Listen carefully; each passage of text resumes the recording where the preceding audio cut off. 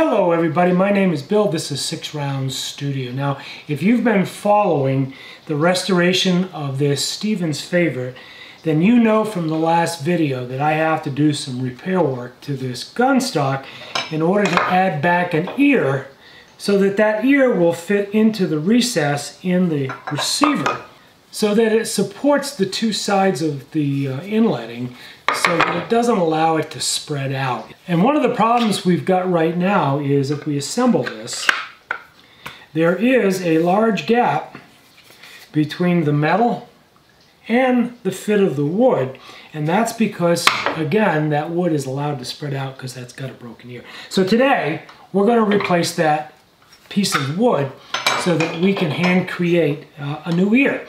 Now, the first thing that we're going to do is go inside of here, and we're going to cut away some material. We're going to use just a hand chisel to do this, and we're going to pare it away and get a nice flat cut. And then we're going to build a wedge out of this piece of walnut, and then we're going to epoxy it together, let it glue overnight, and then when we come back tomorrow, we're going to hand fit that wedge or that ear so that it fits inside this receiver.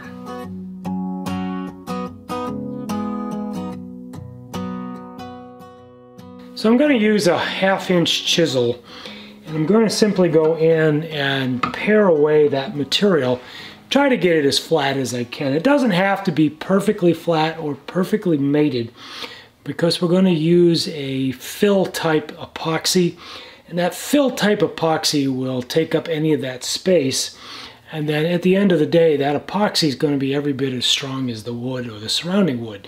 So again, we're just trying to get enough material removed so that I can make a block that's thick enough that I can mill it when I'm done, or probably chisel and file it when I'm done, so that I can shape it to fit inside the recess of that receiver.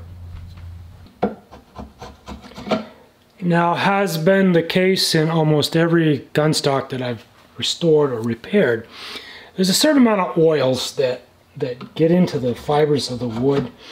And this is no exception. Now, one of the things is, I've talked about this before, when people clean and oil their guns, they really put way too much oil. It doesn't take a lot of oil to preserve these things and to keep them safe from rust and all those corrosive actions that might occur because of the environment or the way you handle it or the powders that you're using.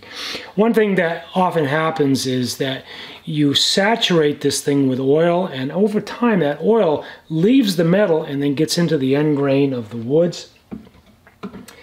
And as I said, it only takes a small amount of oil to preserve these things or to keep them from rusting. So lesson learned, don't use a lot of oil. Just kind of get a little bit of a damp rag or a damp t-shirt or something on that idea and just wipe it down. There's actually a lot of synthetic oils now, and AMSOIL makes a really nice preservative, and this is not sponsored by AMSOIL, that we use over at the shop that doesn't have, because it's synthetic, that oil tends not to absorb back into the wood. So before I glue this, I'm going to have to clean it with acetone to pull wick some of that oil out.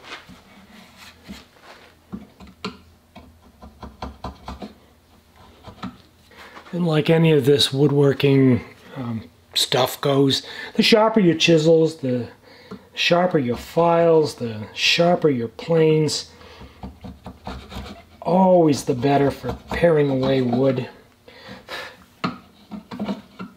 Alright, we're going to switch over to a file, and I've got the material removed. I got a nice little wedge shape in there, or angled shape in there, so that I can cut that wedge and install the wedge. Right now I'm just trying to smooth it all up, get it to be as flat and smooth as I can.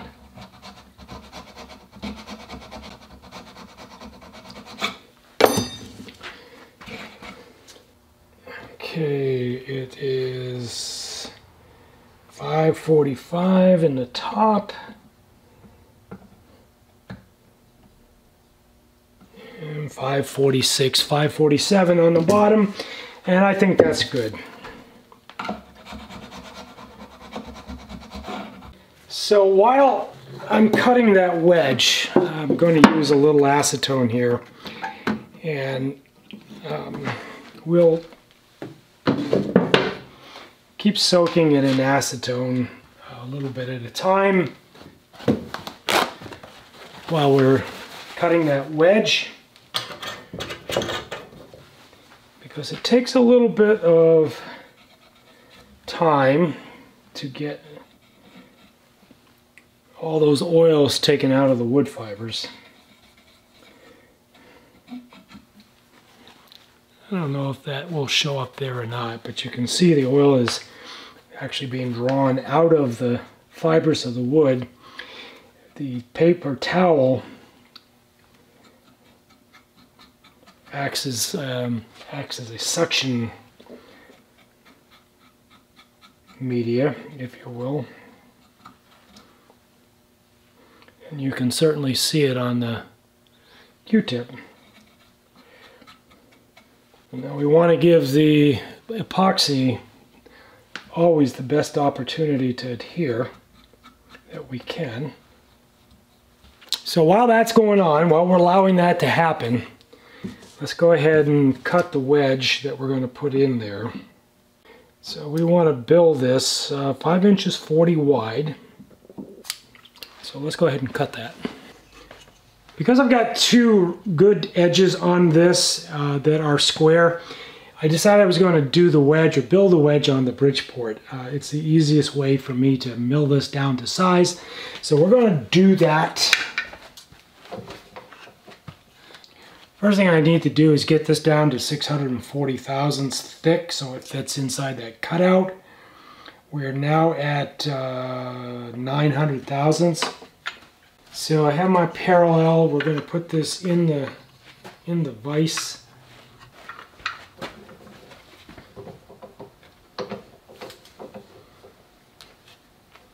So we're going to set our dial on the table at 0. We're going to come up in 100 thousandths increments until that last 60 thousandths. So let's go ahead and do that.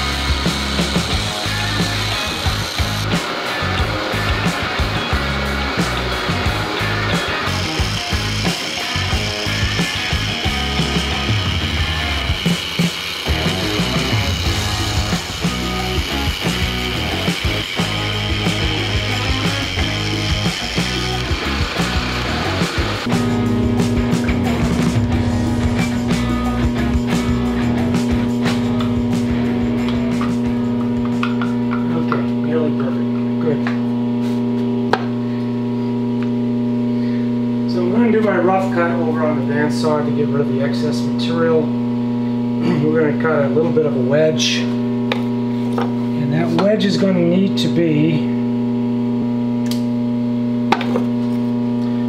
about 150 thousandths when it's done.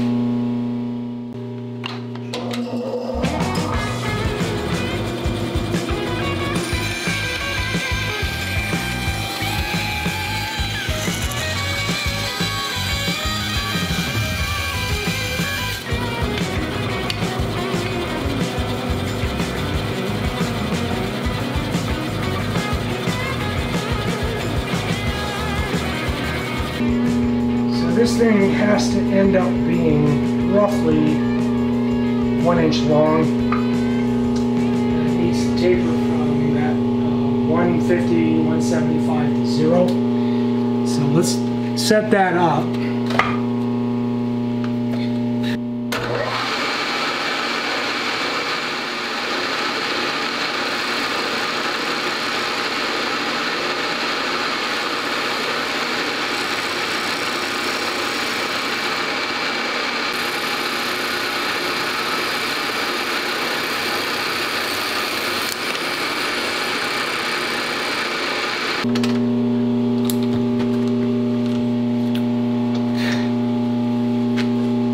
We have a wedge. All right, let's go hand fit it and then get it glued up. I need to do a little bit of hand shaping. I didn't get the wedge exactly right, which is okay. So I'm going to use the chisel and get that wedge so it actually wedges right to the end.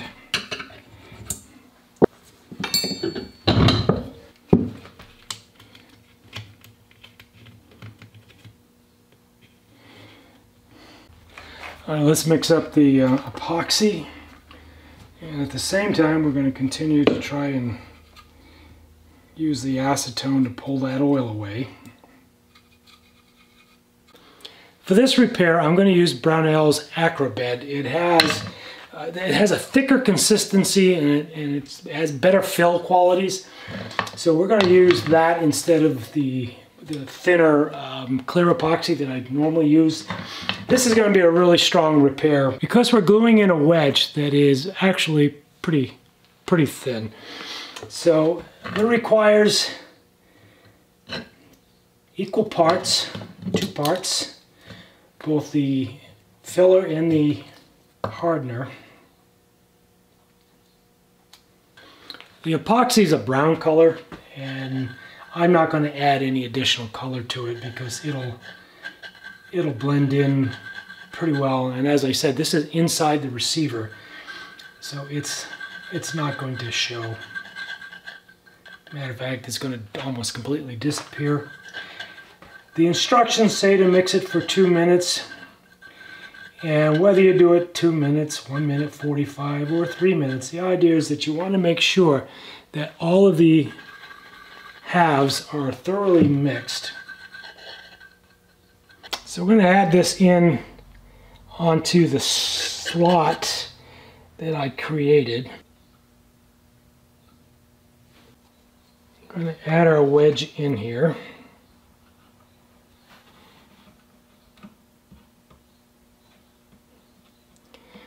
I am going to leave it just a little bit long. I'm going to put a little bit of tape on my caul that I'm going to use to put pressure on the wedge, because I don't want the caul sticking to the piece, because I do have a little bit of overflow on the epoxy. I'd rather it's stuck to the tape, and then I can pull the tape off. Now I had this already figured out and all prepared. Then I've got a wedge that I'm going to put in here to put some pressure on that.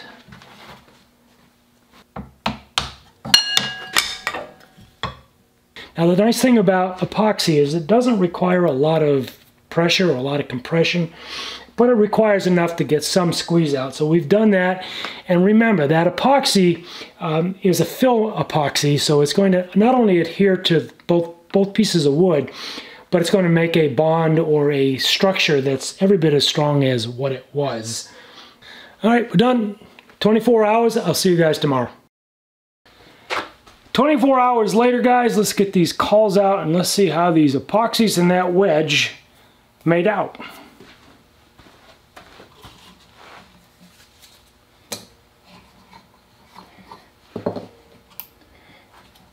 And just as expected, stuck to the tape.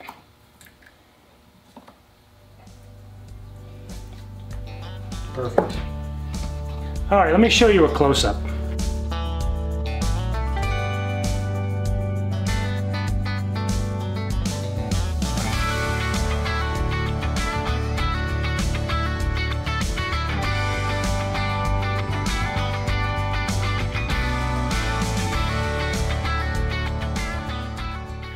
Alright guys, that's the repair. This video is starting to get a little bit long, so we're going to end it right here. When we come back next time, I am going to hand fit that piece of wood or that repair into the receiver so that it looks like it never even happened.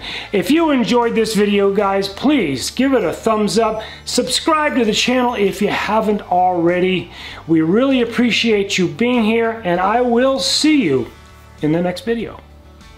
Bye, guys.